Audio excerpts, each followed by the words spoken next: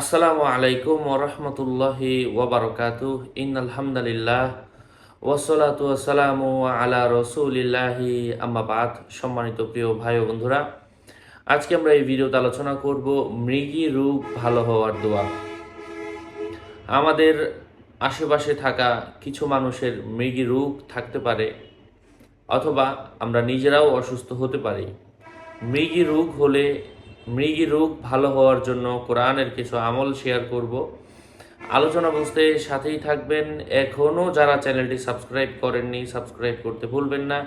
Verify চ্যানেলের description বক্সে click করলে পেজ এবং আইডি আসবে। এটা ছাড়া আলাদা অন্য কোনো পেজ নেই, আইডি নেই, ইমো নেই, হোয়াটসঅ্যাপ নেই, টিকটক নেই। নাম ছবি দেখে বিভ্রান্ত হওয়া যাবে না। প্রত্যেক ভিডিওতে আলাদা আমি সাবধান করি, সতর্ক করি।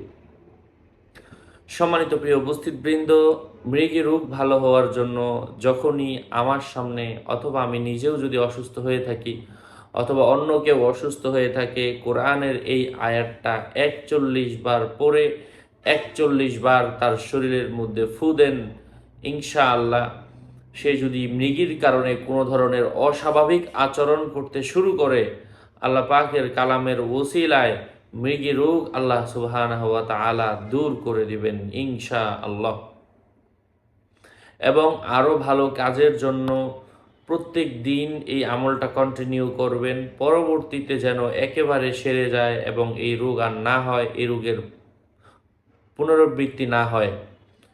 যখন পুনরাবৃত্তি না চান তখন ঠিক একই নিয়মে আমলটা টানা 41 দিন করবেন। আমি সেই আয়াতটা শেয়ার করছি। আউযু বিল্লাহি মিনাশ শাইতানির রাজিম। বিসমিল্লাহির রহমানির রহিম।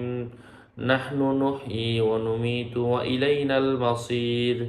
ইয়াওমা তাশাক্কাকুল আরদু আনহুম সিরাআ। যালিকা হাশরুন আলাইনা ইয়াসির। নাহনু আ'লামু বিমা ইয়াকুলুনা ওয়া মা আনতা আলাইহিম বিজাব্বার। ফাযাক্কির বিল কুরআনি মান ইয়াখাফু ওয়াঈদ। আল্লাহ রাব্বুল ইজ্জাত আমাদেরকে আমলগুলো ধৈর্য ধরে বেশি বেশি করার তৌফিক ফরমান। আরও আপডেট পেতে সাথেই থাকবেন। সকলের মঙ্গল, দীর্ঘায়ু, সুস্বাস্থ্য কামনা করে এখানে শেষ করছি। দেখা হবে অন্য কোনো এপিসোডে। আসসালামু আলাইকুম ওয়া রাহমাতুল্লাহি ওয়া বারাকাতুহু।